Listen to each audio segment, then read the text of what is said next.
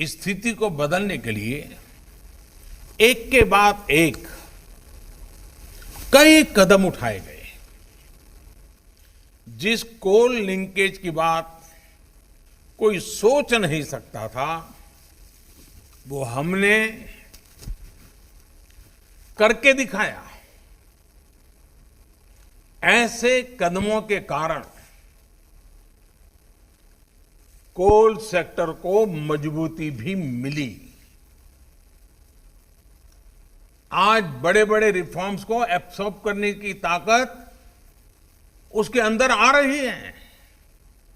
अभी हाल में हमने वो रिफॉर्म्स किए जिसकी चर्चा दशकों से चल रही थी। आप लोग भी कर रहे थे, जो अपने आप को एक्सपर्ट कमेंटेटर मानते हैं, वे भी कर रहे थे। अब भारत ने कोल और माइनिंग के सेक्टर में कंपटीशन के लिए, कैपिटल के लिए, पार्टिसिपेशन और टेक्नोलॉजी के लिए पूरी तरह से खोलने का बहुत बड़ा फैसला लिया है। इसका भी ध्यान रखा गया है कि जो नए प्लेयर्स, प्राइवेट प्लेयर्स माइनिंग के क्षेत्र में आए, उन्हें फाइनेंस के कारण कोई दिक्कत ना हो, उसका भी ध्यान रखा गया है ताकि नए लोगों को प्रोत्साहन मिले। साथियों, एक मजबूत माइनिंग और मिनरल सेक्टर के बिना सेल्फ रिलायंस संभव नहीं है, क्योंकि मिनरल्स और माइनिंग हमारी इकोनॉमी के इंपॉर्टेंट पिलर्स हैं। अब रिफॉर्म्स के बाद अब कोल प्रोडक्शन, पूरा कोल सेक्टर भी एक प्रकार से आत्मनिर्भर हो पाएगा। अब कोयले के लिए बाजार खुल गया है। जिस सेक्टर को जब जितनी जरूरत होगी वो खरीदेगा।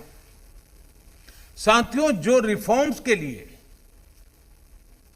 और जो रिफॉर्म्स हमने किए गए हैं, उसका लाभ सिर्फ कोल सेक्टर को ही नहीं, दूसरे अन्य सेक्टरों पर भी पड़ेगा। जब हम कोल प्रोडक्शन बढ़ाते हैं तो पावर जनरेशन बढ़ने के साथ ही स्टील, एल्यूमिनियम, फर्टिलाइजर, सीमेंट जैसे तमाम दूसरे सेक्टर्स में प्रोडक्शन और प्रोसेसिंग पर भी सकारात्मक पॉजिटिव इंपैक्ट होता है। सौभाग्य से हमारे यहां कोल, आयरन, बॉक्साइट ऐसे कई मिनरल्स के रिजर्व्स एक दूसरे के बहुत नजदीक होते हैं, बहुत आसपास ही होते हैं। एक प्रकार से परमात्मा ने ही जैसे क्लस्टर बना करके रखा हुआ है हमारे लिए। ऐसे में हाल में ही मिनरल्स को लेकर जो रिफॉर्म्स किए गए थे, वो कोल माइनिंग रिफॉर्म्स के साथ जुड़ जाने से ये बाकी सेक्टर भी बहुत मजबूत हो गए हैं। साथियों, कॉमर्शियल कोल माइनिंग के लिए आज जो ऑक्शन की शुरुआत हो रही है, वो हर स्टेक होल्डर्स के लिए विन विन सिचुएशन है। इंडस्ट्रीज को, आपको, अपने बिजनेस, अपने इन्वेस्टमेंट के लिए हम नए रिसोर्सेज मिलेंगे, नया मार्केट मिलेगा। इसके साथ ही राज्य सरकारों को बेहतर रेवेन्यू मिलेगा, देश की एक बड़ी आबादी को रोजगार मिलेगा, एक प्रकार से गरीबों की सेवा का काम कोयले से भी हो सकता है, इसका विश्वास पैदा होगा। यानी हर सेक्टर पर एक पॉजिटिव असर देखने को मिलेगा और मैं जो फील कर रहा हूं, इसके कारण हमारे देश के गरीब इलाकों के और गरीब लोगों के सबसे ज्यादा आशीर्वाद हम सबको मिलने वाले हैं। साथियों, कोल रिफॉर्म्स करते समय इस बात का भी ध्यान रखा गया है कि एनवायरनमेंट की रक्षा का भारत का कमिटमेंट कहीं से भी कमजोर न पड़े। कोल से गैस बनाने के लिए अब बेहतर और आधुनिक टेक्नोलॉजी का हम प्रयोग करना चाहेंगे और टेक्नोलॉजी आ पाएगी। कोल गैसिफिकेशन जैसे कदमों से एनवायरनमेंट की भी रक्षा होगी। कोयले से बनने वाली गैस का उपयोग ट्रांसपोर्ट और कुकिंग के लिए हो पाएगा। यूरिया और स्टील मैन्युफैक्चरिंग से जुड़े उद्योगों को प्रमोट करेगा। हमने लक्ष्य रखा है कि साल 2030 तक, 2030 तक, यानी कि इस दशक में करीब 100 मिलियन टन कोल को गैसिफाई किया जाए। मुझे बताया गया है कि इसके लिए 4 प्रोजेक्ट्स की पहचान हो चुकी है और इन पर करीब करीब 20,000 करोड़ रुपए इन्वेस्ट किए जाएंगे। साथियों, कोल सेक्टर से जुड़े ये रिफॉर्म्स ईस्टर्न और सेंट्रल इंडिया को, विशेषकर हमारी ट्राइबल बेल्ट को डेवलपमेंट का पिलर बनाने का भी एक बहुत बड़ा जरिया है। हमारे यहां जहां कोयला है, जहां मिनरल्स है, देश का वो हिस्सा प्रोग्रेस और प्रॉस्पेरिटी के मामले में उस स्तर पर नहीं पहुंच पाया है। देश का ये वो हिस्सा रहा है जहां बड़ी संख्या में एस्पिरेशनल डिस्ट्रिक्ट भी हैं। वो जिले जहां के लोग विकास के लिए एस्पायर कर रहे हैं, लालायित हैं, कर गुजरने का इरादा रखते हैं, सामर्थ्य है, शक्ति है, समझ है, सब कुछ है, लेकिन यही जिले विकास की दौड़ में बहुत पीछे रह गए हैं।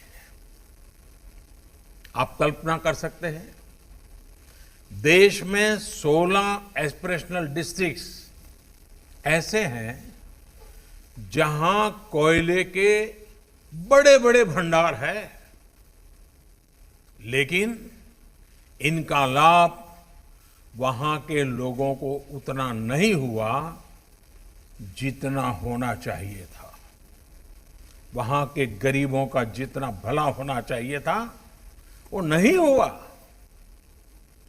यहां से बड़ी संख्या में हमारे साथी दूर दूर अपने बूढ़े मां बाप को छोड़ करके, अपने खेत खलिहान को छोड़ करके, अपने यार दोस्तों को छोड़ करके बड़े शहरों में रोजगार के लिए, एम्प्लॉयमेंट के लिए माइग्रेशन करते हैं।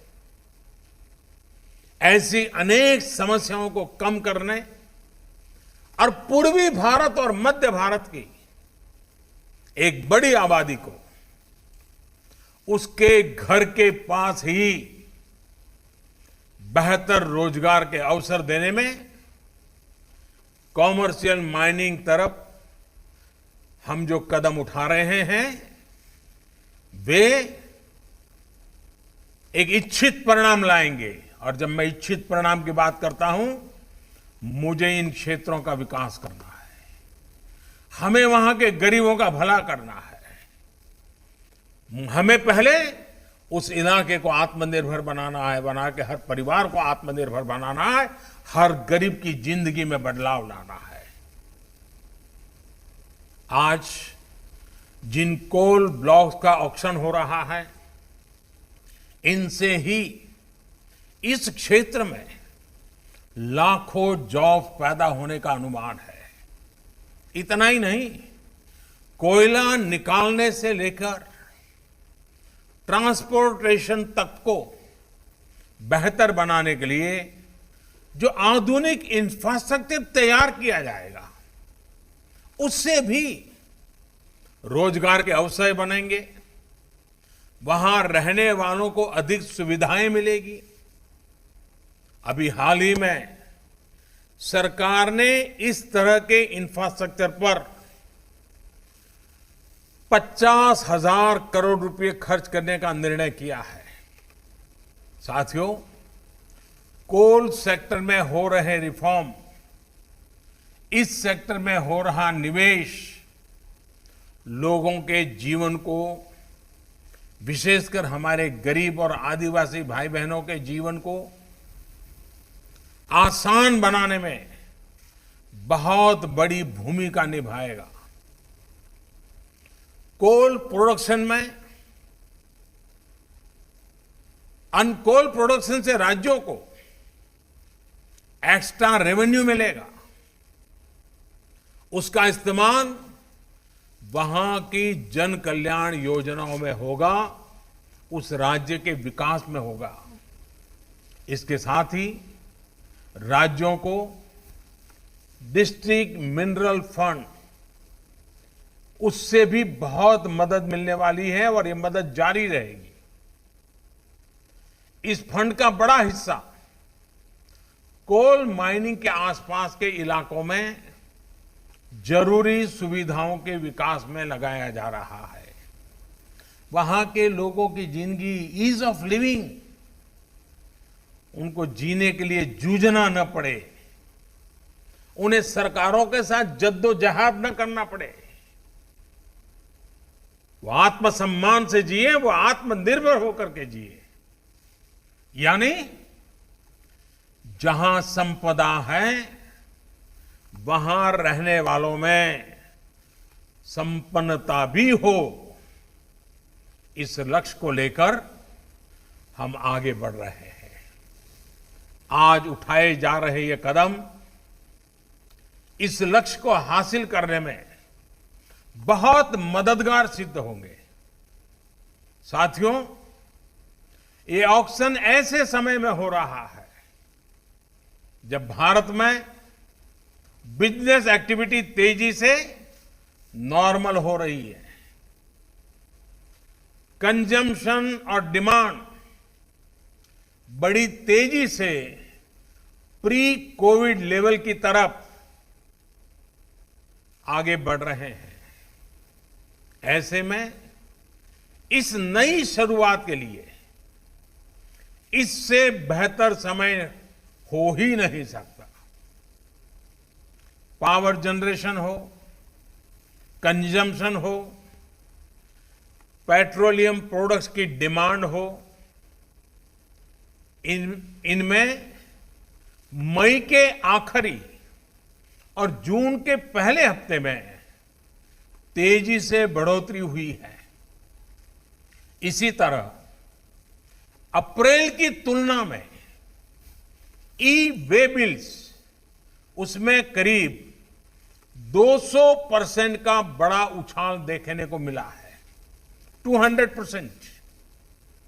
जून में टोल कलेक्शन भी फरवरी के कलेक्शन का 70% तक पहुंच चुका है।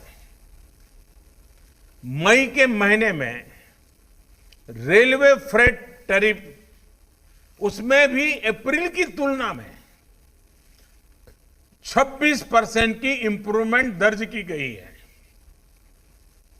अगर टोटल डिजिटल रिटेल ट्रांजैक्शंस उसकी बात करें तो उसके वॉल्यूम और वैल्यू दोनों में वृद्धि होनी शुरू हुई है। साथियों, रूरल इकोनॉमी भी अपनी स्पीड पकड़ना शुरू कर रही है। इस बार खरीफ क्रॉप का एरिया पिछले साल के मुकाबले 13% से ज्यादा है। इस वर्ष गेहूं का प्रोडक्शन और प्रोक्योरमेंट दोनों बढ़ा है। पिछले साल के मुकाबले अभी तक गेहूं का 11% से ज्यादा प्रोक्योरमेंट किया जा चुका है। मतलब ये कि किसानों की जेब में भी इस बार ज्यादा पैसा पहुंचा है। ये जितने भी इंडिकेटर्स हैं, मैंने बहुत ज्यादा समय लिया नहीं, कुछ कम गिनाए हैं। ये जितने भी इंडिकेटर्स हैं वो दिखा रहे हैं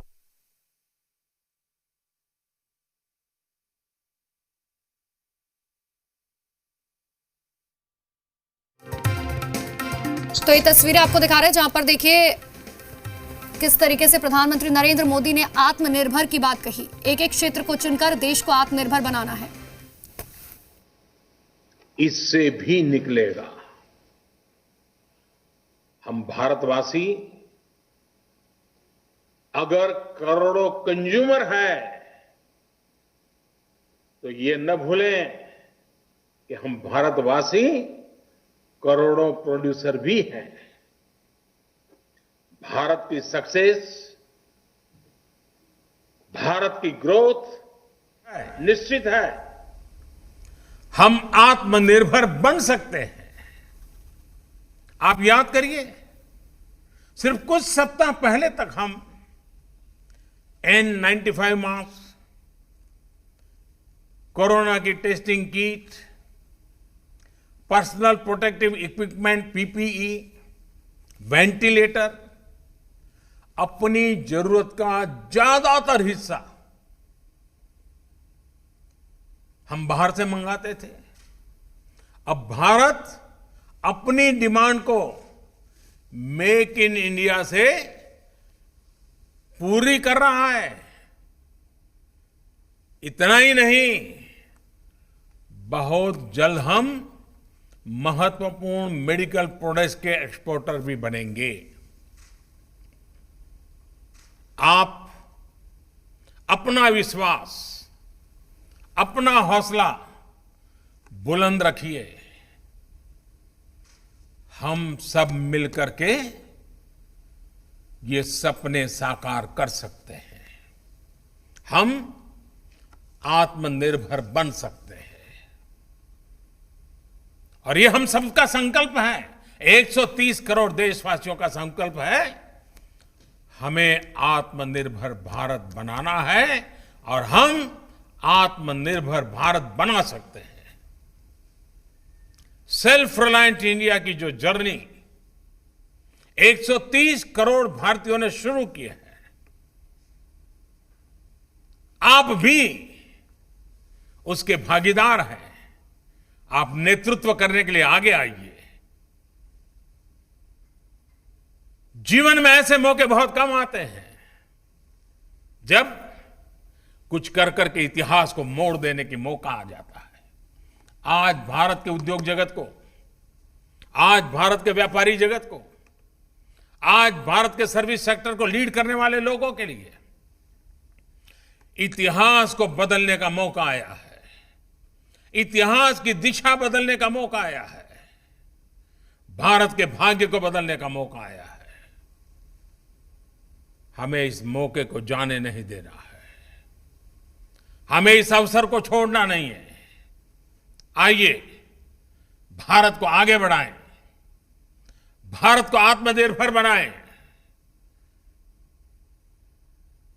साथियों, आज मुझे आपके बीच आने का मौका मिला। मामला तो कोयले का है, हीरे के सपने देख करके चलना है। एक बार फिर आप सभी को इस अहम शुरुआत के लिए, कोल सेक्टर के इस अहम पड़ाव के लिए मेरी तरफ से बहुत बहुत शुभकामनाएं हैं।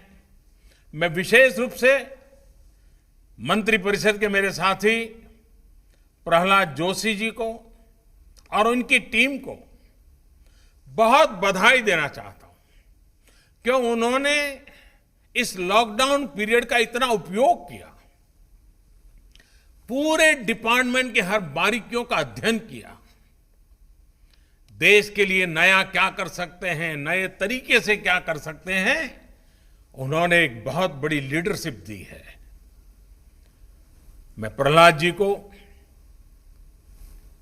उनके सचिव और उनकी टीम को आज बहुत बधाई देना चाहता हूं। आपको लगता होगा कि आप एक छोटा सा कार्यक्रम कर रहे हैं।